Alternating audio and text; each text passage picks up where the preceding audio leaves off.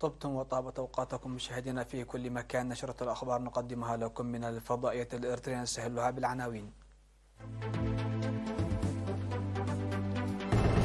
مجلس إقليم القشبركة يعقد اجتماعه الدوري.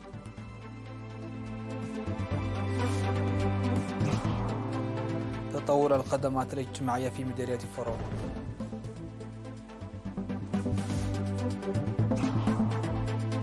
جهود لتعزيز تعطيل المرأة في الإقليم الأوسط.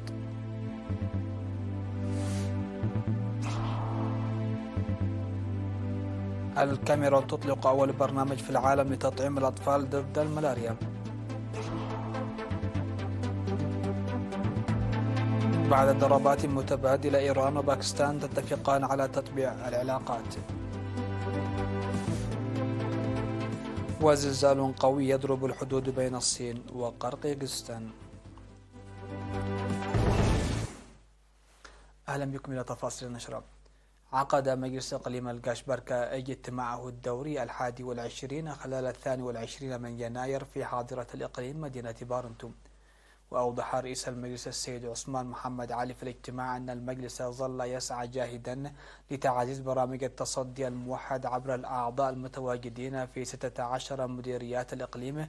وقال إن الاجتماعات المنتظمة مناسبة لتبادل الأعضاء ملاحظاتهم حول تنفيذ البرامج وتقديم اقتراحات تسهم في مساعدة الأجهزة التنفيذية للحكومة.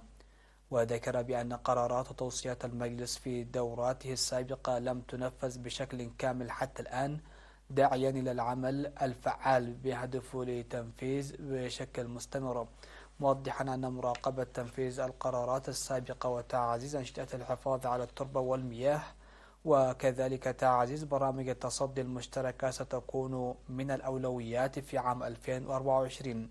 واقترح المشاركون إيجاد حلول لخطوط الصرف الصحي في مدينة غردات وسد النقص في مستشفى قلوج العمومي، والنظر في مكافحة جراد الأشجار في وقت مبكر، وحل مشكلة مياه الشرب في القرى، والاهتمام فيما يخص توزيع الجرارات الحكومية من الآن. وذكر حاكم إقليم القشبركة سعادة السفير محمود علي حروي أعضاء المجلس بضرورة المتابعة الجادة لتنفيذ برامج التنمية بشكل عام والقرارات والتوصيات التي أصدرها بشكل خاص، داعيا الأعضاء بضرورة نقل المعلومات في الوقت المناسب إلى السلطات المختصة لتصحيح أوجه القصور التي لوحظت وتقوية دورهم للدفع بالمشاركة الشعبية في البرامج الموضوعة لمكافحة الظواهر المعيقة للإنتاجية. وقدمت وزيرة العدل فوزية هاشم في الاجتماع شرحا حول الخطة الموضوعة لعام 2024 وما بعده، مع التركيز على تطوير النظام العدلي بشكل عام وعملية تنفيذ إنشاء مؤسسات العدالة وأهمية المصالحة بشكل خاص. وأوضحت الوزيرة فوزية أن وضع القانون المتمركز حول المجتمع وبناء القدرات البشرية والمؤسسية والتعزيز التنظيمي هي البرامج الكبيرة التي تم العمل عليها بشكل مستمر. وذكرت بذل جهود متواصلة لجعل القوانين عاكسة وممثلة للمجتمع والتأكد من أنها تتماشى مع المراحل الراهنة، وكذلك إعداد تنظيم واسع ومنظم لضمان المشاركة الشعبية النشطة والفعالة، وإنشاء هيئات لجان المصالحة في 755 إدارة ضاحية في جميع أنحاء البلاد لإضفاء الطابع المؤسسي عليه.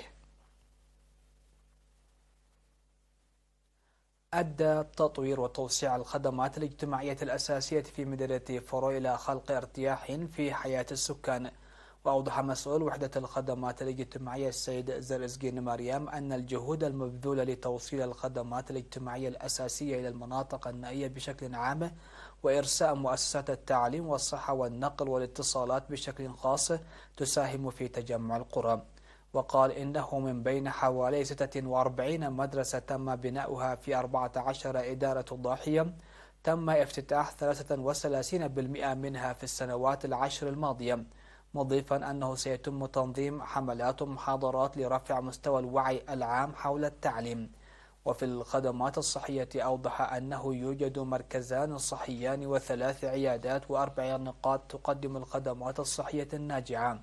وذكر بأن طريق عد ريح فورو يلعب دورا رئيسيا في الأنشطة الاجتماعية والاقتصادية للمنطقة.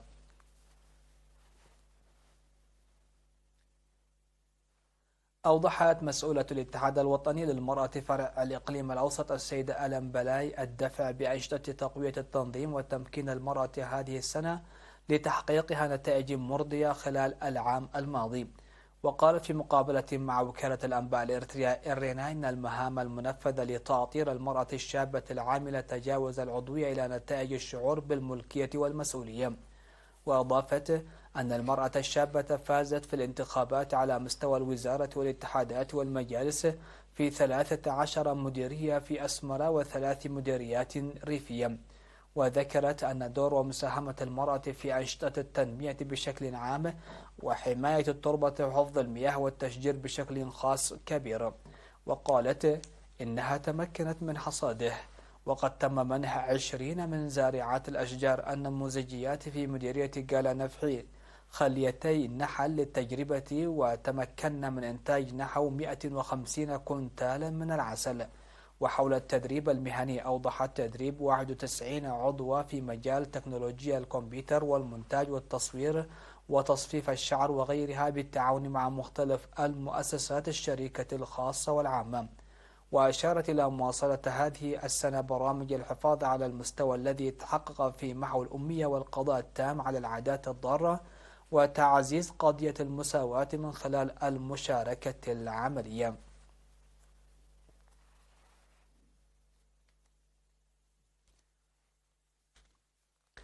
ازدادت نسب الاستفادة من الخدمات الاجتماعية في مديرية دقة خاصة التعليم والصحة.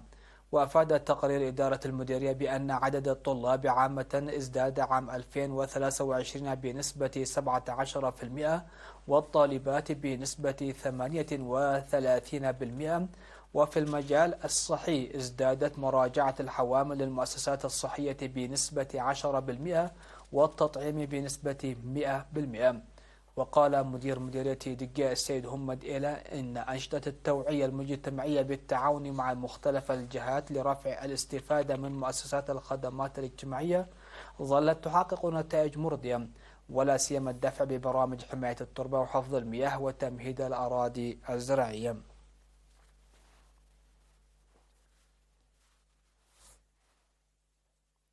استشهد المناضل هبت سلاسي هبت مريم كاسا أفرو عضو وزارة العمل والرعاية الاجتماعية عن عمر يناهز 76 عاما جراء مرض ألم به. التحق المناضل هبت سلاسي بصفوف قوات التحرير الشعبية عام 1974 وخدم في جهاز الزراعة وجهاز النقل ووحدات أخرى. المناضل الفقيد هبت سلاسي هبت مريم متزوج وأب ل5 أبناء، وقد وري جثمانها الثرى ظهر 21 من يناير في مقبرة الشهداء بمندفرة.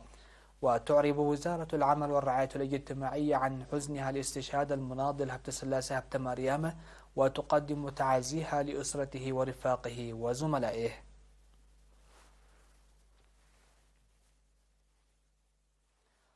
مشاهدينا، نشرتنا لا زالت مستمرة من الفضائية الإريترية، لكن بعد الفاصل.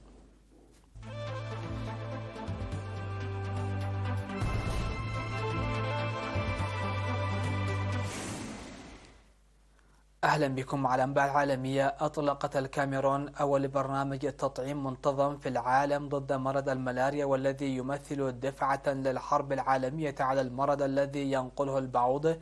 ويتوقع أن ينقذ البرنامج حياة عشرات الآلاف من الأطفال سنويا في جميع أنحاء إفريقيا. ومن المفترض أن يعمل اللقاح الذي استغرق تطويره نحو 40 عاما وتصنعه شركة جلاسكو سميلز كلاين وأقرته منظمة الصحة العالمية جنبا إلى جنب مع الأدوات المتاحة حاليا مثل شبكات الوقاية من الناموس التي تغطى بها الأسرة لمكافحة الملاريا التي تقتل ما يقرب من 500,000 طفل دون سن 5 في أفريقيا كل عام. ووفقا لتحالف اللقاحات العالمي جافي، أصبحت الكاميرون أول دولة تقدم اللقاح من خلال برنامج تطعيم منتظم، تهدف 19 دولة أخرى إلى إطلاقه هذا العام، وذلك بعد تجارب ناجحة في عدة دول من بينها غانا وكينيا. ويستهدف التطعيم ضد الملاريا حوالي 6.6 ملايين طفل في هذه البلدان خلال عامي 2024-2025.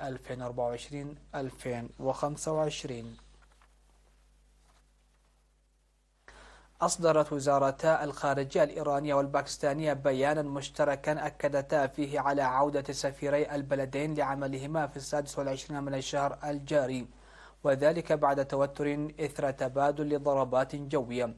وجاء في البيان أن وزير الخارجية الإيراني حسين أمير عبد اللهيان سيزور إسلام أباد بدعوة رسمية من نظيره الباكستاني جليل عباس جيلاني في 29 من يناير. كما ذكر البيان أن هذه التفاهمات تمت بعد المحادثات الهاتفية بين وزيري خارجية البلدين خلال الأيام الماضية. يذكر أن باكستان أعلنت الأسبوع الماضي سحب سفيرها لدى طهران على خلفية تنفيذ إيران ضربات عسكرية داخل أراضيها. وردت القوات الباكستانية بقصف موقع داخل إيران، وأدى الهجومان إلى معطل 11 شخصا معظمهم من النساء والأطفال بحسب سلطات البلدين.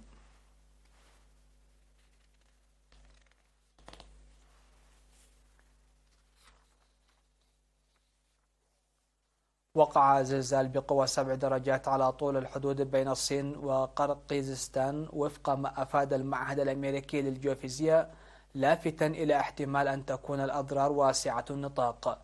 وأشارت قنوات تلفزيونية في العاصمة الهندية نيو دلهي إلى حدوث هزات أرضية قوية في المدينة الواقعة على بعد نحو 1400 كيلومتر من مركز الزلزال. وسجل وقوع الزلزال على عمق 27 كيلومترا بحسب المعهد الأمريكي، وتحديدا في منطقة شينجيانغ الصينية على بعد حوالي 140 كيلومترا غرب مدينة أكسو. وبعد فترة وجيزة سجل 3 هزات أرضية أخرى في المنطقة بقوة 5.5 و5.1 و5 درجات. وشعر بالزلزال سكان مناطق تقع في كل من قرقيزستان وكازاخستان بحسب سلطات هاتين الدولتين الواقعتين في آسيا الوسطى من دون أن يبلغ في الحال عن وقوع إصابات أو أضرار. الخبر الأخير في هذه النشرة: يواصل جبل الجليد الأكبر في العالم ذو الشكل المسنن حركة اتجاه شمال المحيط القطبي الجنوبي، وتبلغ مساحة الجبل الجليدي نحو 4000 كيلومتر مربع، ويقدر وزن الجبل بما يقارب 1000 مليار طن، ويصل سمكه في بعض الأماكن إلى 400 متر، وهو يتجه نحو شمال المحيط الجنوبي، ويقع في الوقت الراهن بين جزيرة إلفانتي آيلاند وجزر أوركني الجنوبية. ففي ديسمبر الماضي كانت سفينة الأبحاث القطبية البريطانية RRS سير ديفيد أنتنيروم تنفذ مهمة عملية علمية في القارة القطبية الجنوبية عندما تبين أنه يعيق طريقها. وانفصل الجبل الجليدي للمرة الأولى من ساحل القطب الجنوبي عام 1986، مما يجعله في آن واحد الأقدم والأكبر في العالم.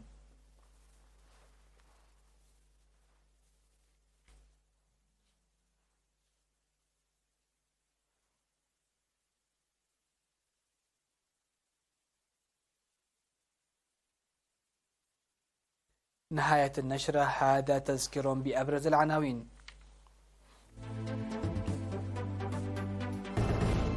مجلس إقليم القشبركة يعقد اجتماعه الدوري.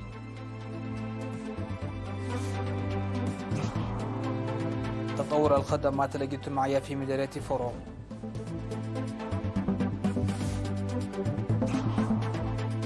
جهود تعزيز تعطير المرأة في الإقليم الأوسط.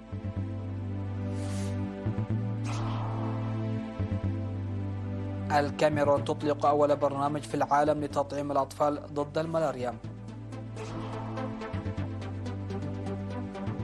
بعد ضربات متبادلة إيران وباكستان تتفقان على تطبيع العلاقات. وزلزال قوي يضرب الحدود بين الصين وقرقيزستان. سادتي سيداتي، هكذا نكون قد وصلنا وإياكم إلى نهاية نشرة هذه الفترة. هذه تحيات وتحيات الفريق العامل، والسلام عليكم ورحمة الله.